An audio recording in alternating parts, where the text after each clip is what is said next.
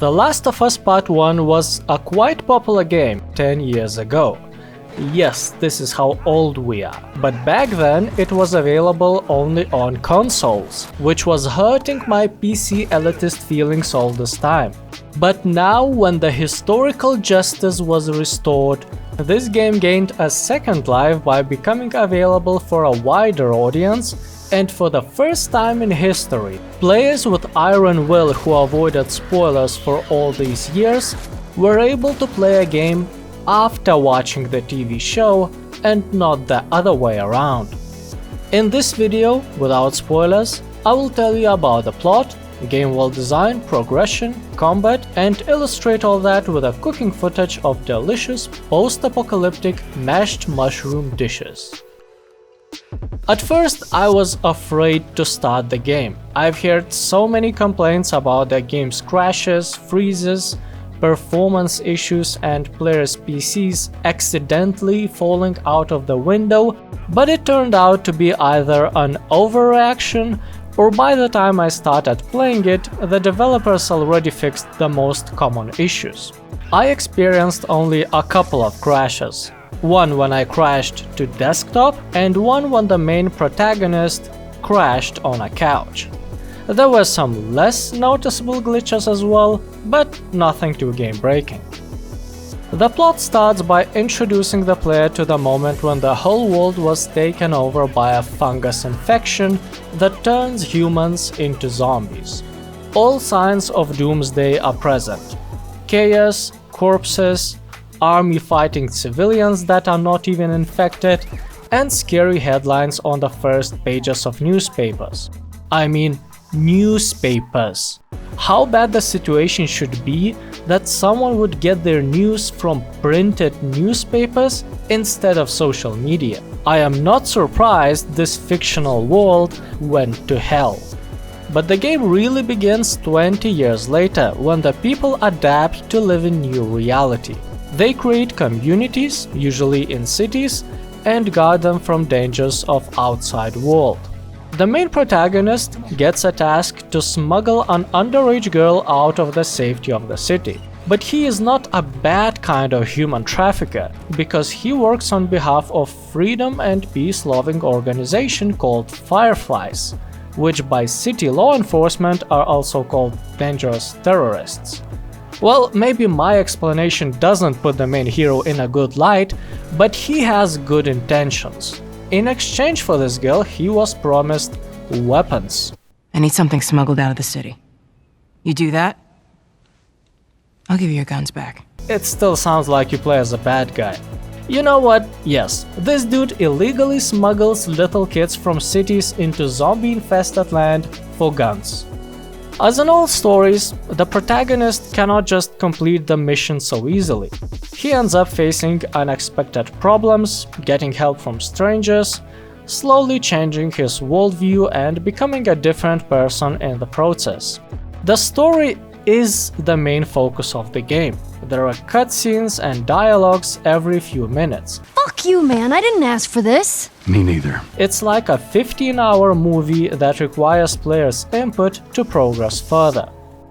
The game world is built of smaller areas that must be completed in order. Once you complete one of them, usually the cutscene will play showing protagonist traveling or time passing, and then the next area will be loaded. The game will take you everywhere from overgrown, decaying cities to abandoned houses in suburbs, sewers, or wild nature. In those areas, you will face various challenges, such as zombies, crossing an obstacle, doors that need opening, more zombies, generators that must be activated, even more zombies, and of course usual bad guys who will never be able to become zombies after meeting the main protagonist. Fuck this. During your gameplay, occasionally you will find new weapons and workbenches where you will be able to upgrade them. Magazine capacity, rate of fire, accuracy, reload speed, and so on. Additionally, there are pills that allow you to improve characters' abilities. So as you progress further in the game and enemies become stronger and more numerous, you will also have more effective ways to deal with them. The combat in this game is built around balancing your limited resources. The more bullets you have, the easier the encounter will be. When you have no bullets, you may need to engage in a melee fighting, but every melee strike also decreases the durability of that weapon.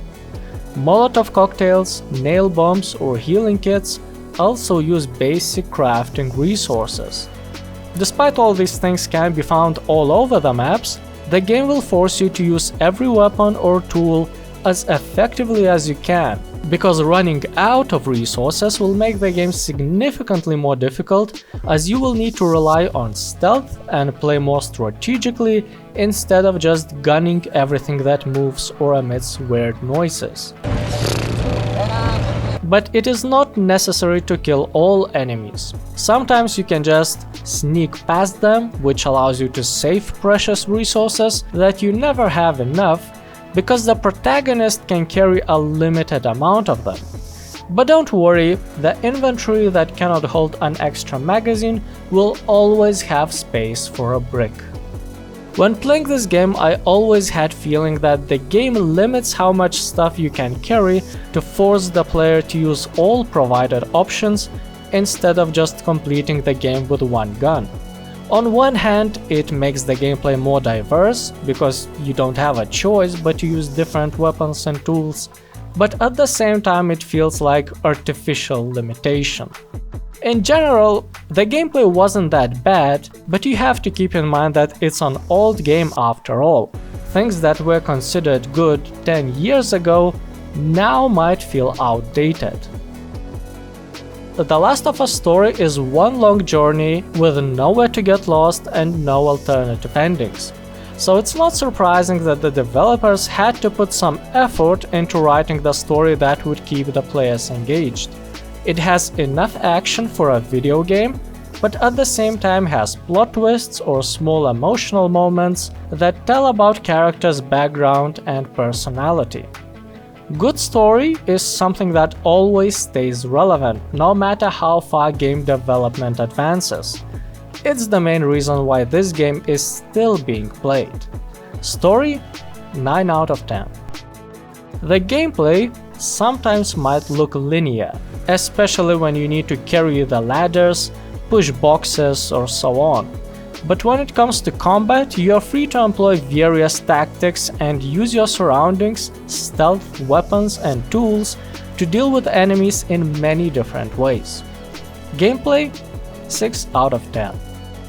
Replayability of story-driven games is low in general, but after completing this game once, you can start a new game plus to continue upgrading your skills and weapons, and there are various additional options altering the gameplay in different ways. So in this case, it's not that bad. Replayability? 4 out of 10. Thanks for watching, have a nice day, stay away from zombies, and during the apocalypse, always carry a brick instead of ammunition for your guns.